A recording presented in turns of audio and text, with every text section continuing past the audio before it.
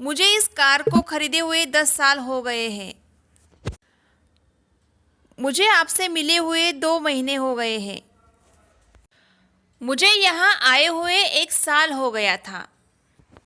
Friends, अगर आपको इस टाइप के सेंटेंसेस बनाने हैं, लाइक आपको कोई काम किए हुए बहुत साल हो गए हैं या फिर बहुत दिन हो गए हैं, अगर आपको ऐसा बोलना है तो आपको इस सेंटेंस स्ट्रक्चर का यूज़ करना होगा। फ्रेंड्स, यहाँ पे हम सेंटेंस की शुरुआत करेंगे इट से, उसके बाद टेंसेस के अकॉर्डिंग हैड और हैज़ बीन का यूज़ करेंगे, देन हम टाइम मेंशन करेंगे और उसके बाद हम बोलेंगे to, then someone, then having plus verb का थर्ड फॉर्म यूज़ करेंगे, देन लास्ट में होगा ऑब्जेक्ट। तो गाइज इस तरह से पूरा स्ट्रक्चर होगा। तो चलिए इस स्ट्रक्चर को एग्जाम्पल्स के जरिए समझते हैं। मुझे इस कार को खरीदे हुए 10 साल हो गए हैं। It has been 10 years to me having bought this car. Guys आप यहाँ पर इंस्टेड ऑफ हैविंग सिंस का भी यूज़ कर सकते हो, like It has been 10 years to me since I bought this car. मुझे आपसे मिले 2 महीने हो गए थे। It had been 2 months to me having met you. It had been 2 months to me having met you. मुझे उसे देखे हुए सालों बीत गए हैं। It has been years to me having seen her. या फिर गाइस अगर आपको ऐसा पूछना हो कि कितने दिन हो गए हैं तो आप पूछ सकते हो how long has it been, या फिर how many days has it been. इस तरह से आप दोनों ही तरीके से पूछ सकते हो। कुछ हद तक काम पूरा हो चुका है। मैंने कुछ हद तक प्रॉब्लम सॉल्व कर दिया है। कुछ हद तक तुम्हारी बात भी सही है। फ्रेंड्स, इस टाइप के सेंटेंसेस हमारी डेली कॉन्वर्सेशन में अक्सर बोलने में आते हैं। तो इस तरह के सेंटेंसेस को ट्रांसलेट कैसे किया जाए? गाइज, इंग्लिश में कुछ हद तक के लिए बोला जाता है to some extent. It means कोई काम या कोई चीज़ पार्टली हो चुकी है बट नॉट कम्प्लीटली। तो उस सिचुएशन को दर्शाने के लिए फ्रेंड्स टू सम एक्सटेंट का यूज़ किया जाता है।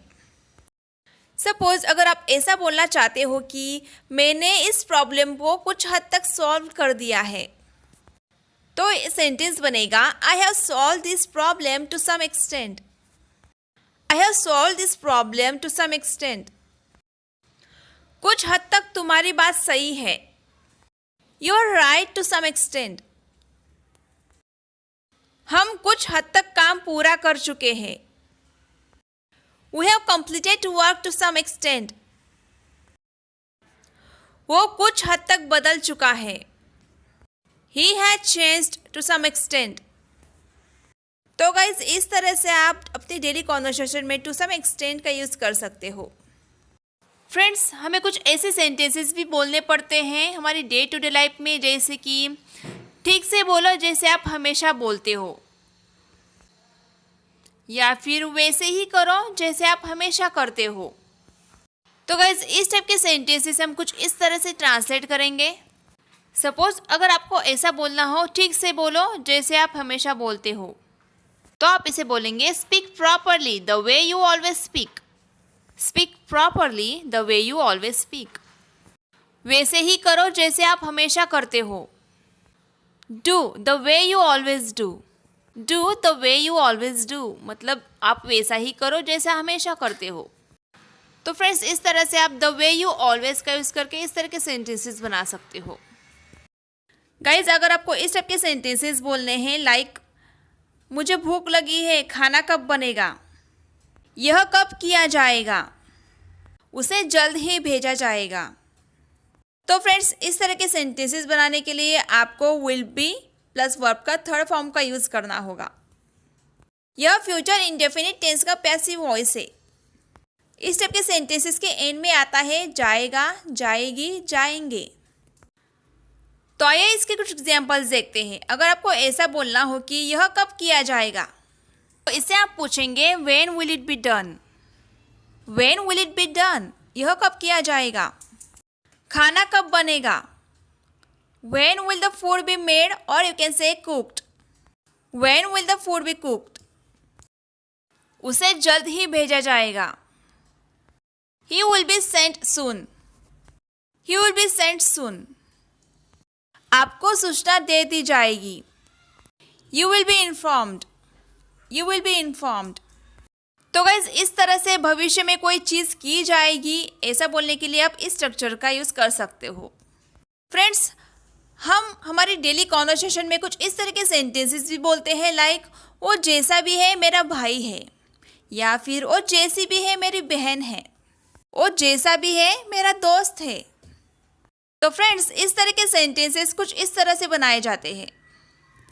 सपोज अगर आप ऐसा बोलना चाहते हो कि वो जैसी भी है मेरी बहन है, तो ये सेंटेंस बनेगा she is my sister what ever she is. She is my sister what ever she is. वो जैसा भी है मेरा दोस्त है. He is my friend what ever he is. He is my friend what ever he is.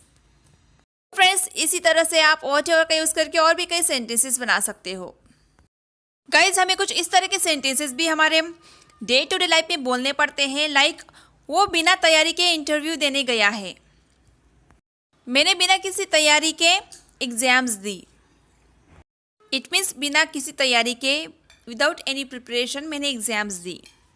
तो friends, जब कोई काम हम बिना किसी तैयारी के, बिना प्रिपरेशन के या फिर बिना किसी प्लानिंग के करते हैं, उसे इंग्लिश में बोला जाता है ऑफ हैंड. Of hand. तो चलिए इसके कुछ एग्जांपल्स देखते हैं. अगर आपको ऐसा बोलना हो कि वो बिना तैयारी के इंटरव्यू के लिए गया है, तो इसकी इंग्लिश होगी He has gone to interview offhand. He has gone to interview offhand. वो बिना तैयारी के भाषण देती है. She gives a speech offhand. She gives a speech offhand.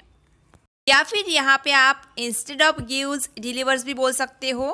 She delivers a speech offhand. अगर आपको किसी को पूछना हो कि क्या तुम बिना तैयारी के भाषण दे सकते हो, स्पीच दे सकते हो, तो आप इसे पूछेंगे Can you deliver a speech offhand? Can you deliver a speech offhand? Friends, मेरे एक व्यूवर ने पूछा था कि मैम पहली फुर्सत में निकल, इसे इंग्लिश में कैसे बोला जाता है. गाइज, आप भी ये सेंटेंस गुस्से में कई बार बोलते होंगे. पहली फुर्सत में निकल, इसका सेंस होता है कि यहाँ से तू चला जा, निकल जा. तो आप इसे इंग्लिश में बोल सकते हो escape out of here. Escape out of here. तो friends, this is all about this video. I hope ये सेंटेंसेस और फ्रेजेस आपको ज़रूर पसंद आए होंगे. अगर हाँ, तो प्लीज़ वीडियो को लाइक और अपना फीडबैक ज़रूर देते जाइएगा. और फ्रेंड्स, वीडियो को अपने फ्रेंड्स के साथ भी ज़रूर शेयर कीजिएगा ताकि उनको भी इस वीडियो का लाभ मिले.